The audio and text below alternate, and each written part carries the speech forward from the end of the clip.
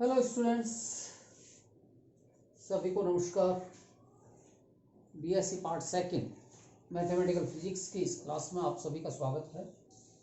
विद्यार्थी theory of relativity की unit हमारी चल रही है और इसमें हम लोगों ने लॉरेंस ट्रांसफॉर्मेशंस को पढ़ा था। लॉरेंस ट्रांसफॉर्मेशन एक बार मैं फिर से रिकॉल करवा दूं कि दो निर्देश तंत्र, एक तंत्र S और दूसरा तंत्र S डैश। ये S डैश तंत्र v वेग से गतिशील है x दिशा में और नियत वेग से गतिशील है। इस कारण से ये जड़त्वीय तंत्र होगा और ये S तंत्र एक स्थिर तंत्र है। स्थिर तंत्र सदैव जड़त्वीय तंत्र होते हैं।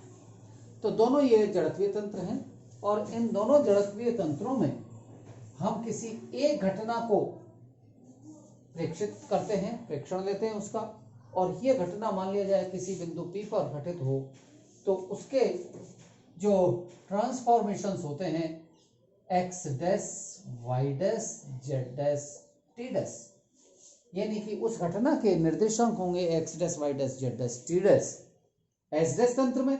इसी तरह से दूसरा जो स्थिर तंत्र है S, उसके सापेक्ष इसके निर्देशांक होंगे x, y, z, t।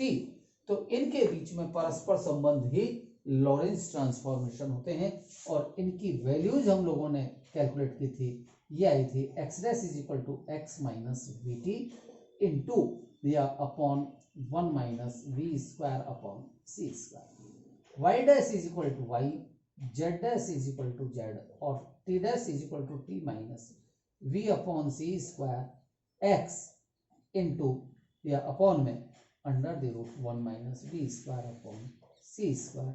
ये लॉरेंस ट्रांसफॉर्मेशन किसी घटना के लिए। आज हम देखते हैं लेंथ कॉन्ट्रैक्शन, लंबाई में संकुचन। तो विद्यार्थियों, जब हमने जनरल थ्योरी ऑफ रिलेटिविटी से स्पेशल थ्योरी ऑफ रिलेटिविटी की ओर आए थे, जनरल थ्योरी ऑफ रिलेटिविटी में हम लोग प्रकाश के वेग के कारण माइकलसन मॉर्ले एक्सपेरिमेंट में उसके नेगेटिव रिजल्ट्स को जनरल थ्योरी ऑफ रिलेटिविटी से नहीं समझा पाए, तो हमने कुछ बिंदु लेके चले थे और उन बिंदुओं में एक बिंदु ये भी था लंबाई में संकुचन, कि लंबाई संकुचित हो जाती है।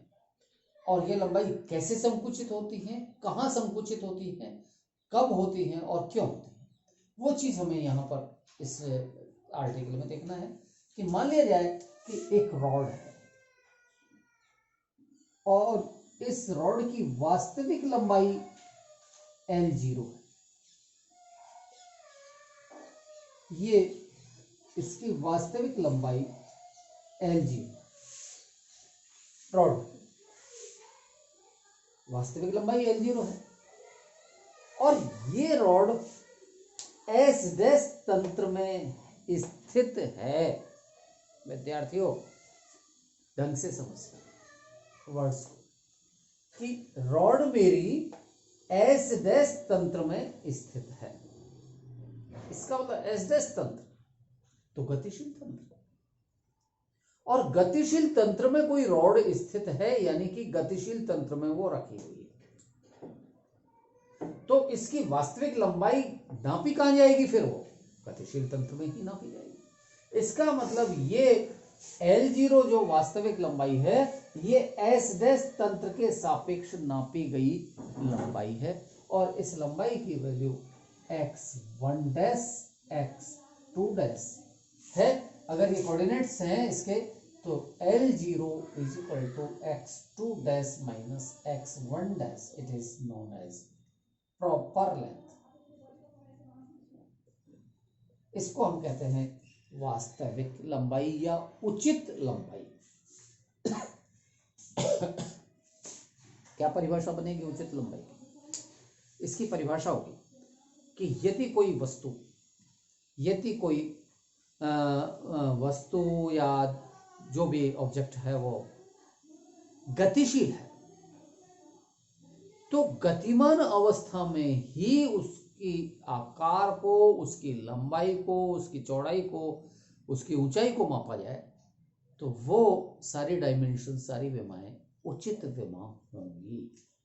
गतिशील वस्तु को गतिशील तंत्र में ही नापा जाए तो वो उसकी उचित विमाएं होंगी। तो यहाँ गतिशील रॉड है, गतिशील तंत्र है, गतिशील तंत्र में ही इनको नापा जाएगा तो ये उचित लंबाई होगी। अब इस चीज का प्रेक्षण में बाहर से एक स्थिर तंत्र मैं भी ले लूं, स्थिर तंत्र के सापेक्ष हम इसकी लंबाई लेते हैं तो ये लंबाई इसके कोऑर्डिनेट्स इस एस डैश तंत्र के सापेक्ष मान लेते हैं x1 x2 है। तो x2 माइनस x1 ये भी लंबाई हुई, लेकिन ये लंबाई होगी L और इस लंबाई को हम नाम देंगे आपेक्षिक लंबाई, रिलेटिविस्टिक लेंथ।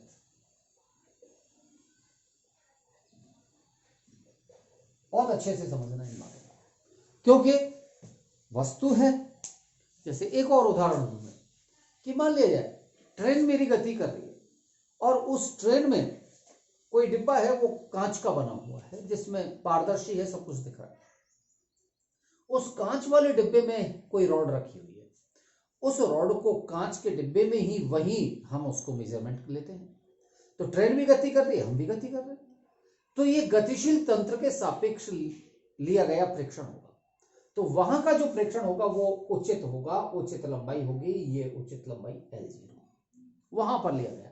लेकिन जब प्लेटफॉर्म पर खड़ा व्यक्ति उसको देखता है और गति भी करती हुई, ट्रेन में गति करती हुई उस रोड को लेता है और उसकी लंबाई को नापता है, बाहर से नापते हैं हम उसको, तो that is x2 minus x1, वो लंबाई आपेक्षिक लंबाई होगी। मैं समझता हूँ ये अब आप लोगों को क्लियर हुआ होगा आपेक्षिक लंबाई में और उचित लंबाई में अंतर। उचित लंबाई वो है जो जहां वस्तु है वहां पर ही उसका मेजरमेंट किया जाए, और आपेक्षिक लंबाई वो है जो कि किसी अन्य तंत्र के सापेक्ष उसकी मेजरमेंट किया जाए, तो ये आपेक्षिक लंबाई है। ठीक, अब हम ये देखते हैं कि these are the Lorentz transformations. इनमें y, z और t की बात है, नहीं केवल लंबाई की बात कर रहा हूं मैं, चौड़ाई या ऊंचाई की बात नहीं कर रहा, इसलिए इन निर्देशांकों की मुझे आवश्यकता नहीं है।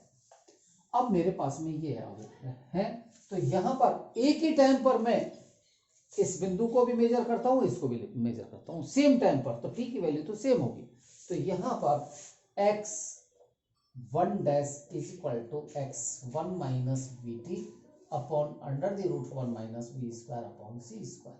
Similarly, x2 dash is equal to x2 minus vt upon under the root 1 minus v square upon c square.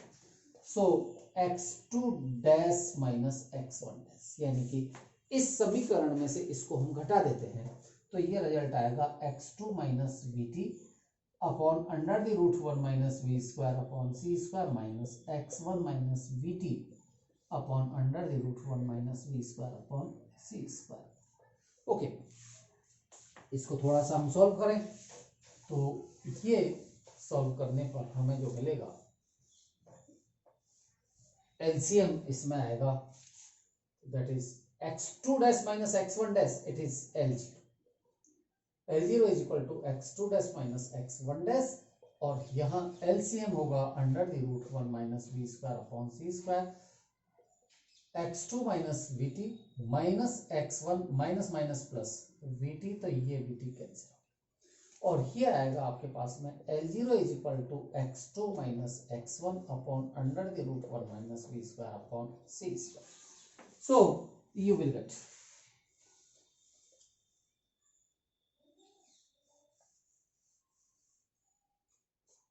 L0 is equal to L upon under the root 1 minus we square upon C square, और यहां से L is equal to L0 into under the root 1 minus we square upon C square. ये मेरे पास में result है, L is equal to L0 into under the root 1 minus we square upon C square. विद्यार्थियों, यहां से हम एक चीज बात देखते हैं कि ये तो है मेरे पास में आपेक्षिक लंबाई, और ये L0 है मेरे पास में वास्तविक या उचित लंबाई, ये दो चीजें, वास्तविक या उचित लंबाई। और दूसरी, तो इन दोनों लंबाइयों में L की वैल्यू L0 से कम होगी, यानी कि लंबाई में संकुचन हो जाता है,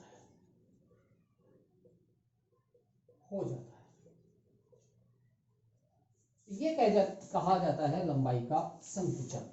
क्यों होता है, कैसे होता है?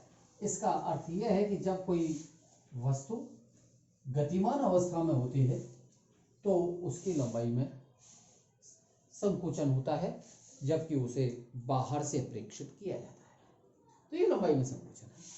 शायद इससे आपको एक्सप्लेन हो या ना हो, इसको थोड़ा सा हम ये समझ लें कि किस तरह से होता है संकुचन के एग्जाम्पल के लिए